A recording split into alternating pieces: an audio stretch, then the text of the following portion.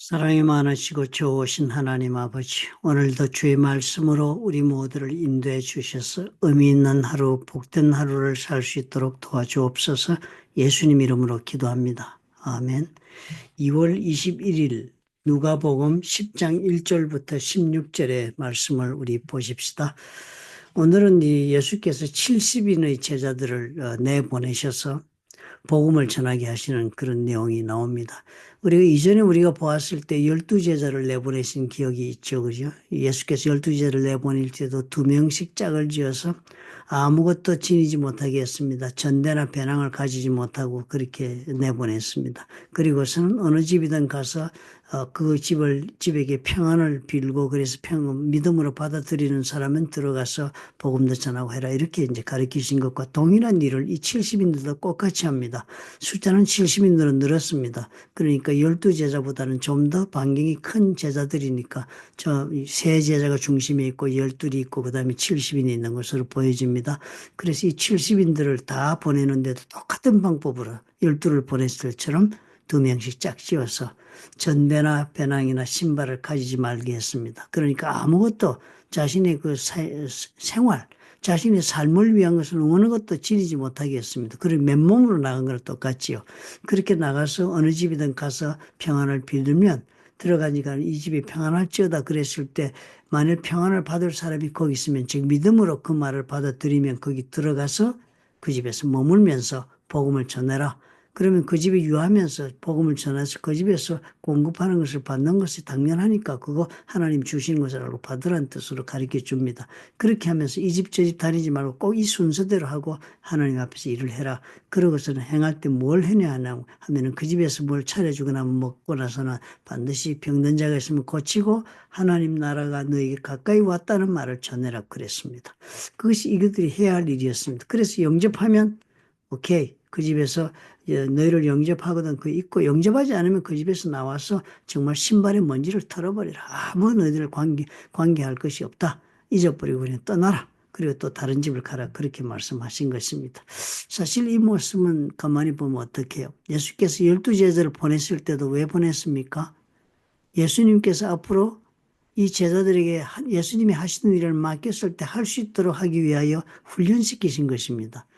그리고 또 70명도 지금 보니까 복음 전하는 훈련을 시키시는 것 아닙니까? 그러니까 복음 전하러 예수님이 오셨고 예수님의 제자들도 앞으로 예수님이 하신 일 복음을 전하기 평생을 살 것이니까 그렇게 살 동안에 이들이 실질적으로 그 복음 전하는 일을 할 수 있도록 그렇게 훈련을 시키시는데요. 참 놀라운 방법인데 보니까 무슨 이론을 공부해서 이 복음을 전하게 한 것이 아닙니다. 율법을 공부해서 복음 전하는 것도 아니고 선지자의 말을 전해서도 복음 전하게 한 것도 아니고요. 예수님께서 말씀하신 그대로 세례요한이 말씀하신 그대로 하나님 나라가 가까이 왔으니까 회개하라는 복음을 전하고 그리고 회개하면 그 사람들이 다시 하나님 중심으로 돌아선 삶을 살면 그 사람들이 구원이 이르도록 그렇게 하나님께서 전하는 복음을 듣게 하신 것입니다. 그러니까 이 방법은 뭐예요? 실질적으로 예수님이 하시는 방법을 그대로 지금 하게 한 것입니다. 그들이 하면서 그러니까 예수님이 하신 일 그대로 하니까 병든 자를 고치고 하는 일을 하는 겁니다. 그러니까 이 제자 훈련은 뭐예요?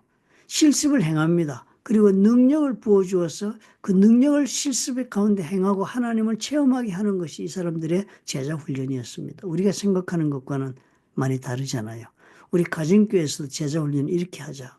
실질적으로 예수님이 섬기는 삶 따라서 우리가 섬기고 예수님이 그 하신 삶을 따라서 영혼을 불쌍히 여기서 그 영혼을 기도하는 그런 모든 일들을 우리가 실제로 하면 예수님께서 그 당시 성령으로 우리 가운데 와 계시니까 예수님께서 행하셨던 모든 일을 그 성령께서 복음을 전하기 위한 목적에 합당하다면 얼마든지 역사하실 것이다 하는 믿음을 가지고 우리가 복음을 전하게 하는 그런 제자 훈련을 우리가 가정교회에서는 해야 된다고 그렇게 하지 않습니까? 오늘 우리 그 모습 보는 것입니다. 이 복음은 말에 있지 않아요 하고 능력이 있다고 그랬습니다. 얼마나 놀라운 말씀입니까? 하나님의 나라는 말이 있지 않고 능력이 있다고 사도 바울이 얘기했던 것처럼 이 복음을 전하면 이 복음이 전하는 곳에서는 반드시 그 복음이 진리인 것과 그것이 예수 그리스도의 영으로 우리 예수께서 하시던 그런 목표를 우리가 이루기 위해 쓰임받는 일에 하나님께서는 어떻게 해요? 능력 가운데 함께 하시면서 그것이 바로 진리인 것을 증거해 주시는 것입니다. 이것이 바로 이 제자들에게 가르쳐 주신 제자 훈련의 방식이었습니다. 그러므로 우리도 이 문제를 중요하게 생각해야 되겠습니다. 우리가 이렇게 하나님의 능력을 신앙생활 가운데 체험하는 것이 얼마나 필요합니까? 그죠? 성령의 충만함을 입었을 뿐만 아니라 한 걸음 더 나아가면 하나님이 내 삶 속에서 능력 가운데 역사하신 것을 체험한 성도가 되는 것이 무엇보다 중요합니다. 그랬을 때 우리는 하나님이 원하시는 삶을 살아갈 수 있고 그렇게 살아갈 때 또 하나님께서는 계획하신 바를 내 인생에서 완전히 전개하시며 열매를 맺게 해 주실 수가 있거든요. 그렇다면 우리가 그게 대단히 중요한 것입니다. 우리가 정말 하나님 앞에서 우리 하나님이 원하시는 삶을 살 수 있는 그 용기를 어디서 얻을 수 있겠습니까? 실제로 그 복음을 전하면서 하나님의 능력을 체험하면서 얻을 수 있다는 게 중요한 일이지요. 살아계신 하나님의 능력을 경험하기 위해서 우리는 뭘 해야 된다고요? 이 제자들이 한 대로 해야 하는 것입니다. 실제로 하나님 나라에 대한 복음을 전파하고 그리고 전파할 때마다 우리가 아무것도 의지하지 않고 전적으로 정말 주님만 하나님만 의지하고 그리고 복음을 전하는 삶을 우리가 실천하면 성령께서 역사하시는 것을 우리가 믿음으로 바라볼 수 있는 그런 말씀을 우리가 보았습니다. 좋으신 아버지 하나님 감사합니다. 우리에게도 이런 놀라운 살아계신 하나님의 능력을 체험하여 복음을 전하는 일이 담대하게 그리고 또 참으로 우리의 정말 기쁨이 되게 주님 축복해 주시옵소서. 아무것도 의지하지 않고 모든 것을 주께 의지하고 전적으로 주님을 믿으며 하나님 나라의 복음을 전파할 때마다 성령의 역사가 나타나서 병든 자를 고치시며 참으로 기적을 행하여서 그 영혼이 변화하여 예수를 주로 영접하는 역사를 우리가 보도록 주님 축복해 주시옵소서. 예수님 이름으로 기도합나이다. 아멘. 복음 전한다는 게 꼭 우리는 보면 무슨 특별한 사람만 하는 걸로 알고요. 그리고 그것은 대단히 어렵다는 선입견을 가지고 거북하게 생각하게 하는 경우가 많은데요.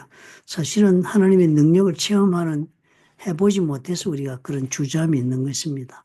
우리가 살아가면서 하나님의 능력을 체험한 사람이 하나님의 은혜를 정말 진실로 믿고 감사하는 사람이라면 복음을 전하지 않을 수 없습니다. 왜냐하면 그것이 우리 삶을 바꾸었기 때문에 남들에게도 궁극적인 인생의 해답을 얻을 수 있는 길이기 때문에 우리가 전할 것입니다. 그렇게 전할 때는요. 한번 우리가 전해보면 안다는 것입니다. 하나님의 나라는 어떻게 해요? 말에 있지 아니하고 능력이 있다는 것을 하나님 증거해 주신다. 그러면 우리가 이 말씀에 대한 믿음을 가지고 오늘 한번 여러분 복음 전해보시기 바랍니다. 무슨 다른 특별한 방법이 필요 없습니다. 그저 평안을 구하면서 그들의 영혼을 위해서 우리가 기도하면서 하나님 나라가 가까웠다. 즉 우리가 회개하고 예수를 믿음으로 우리 삶에 놀란 성령의 역사하시는 삶으로 우리가 천국 백성 삶을 사는 길로 우리가 들어설 수 있다는 것을 우리가 소개하고 그리고 전파할 때마다 주님께서 성령으로 역사하시면서 고치시는 역사가 일어날 것입니다. 그것이 무엇이든지 간에요.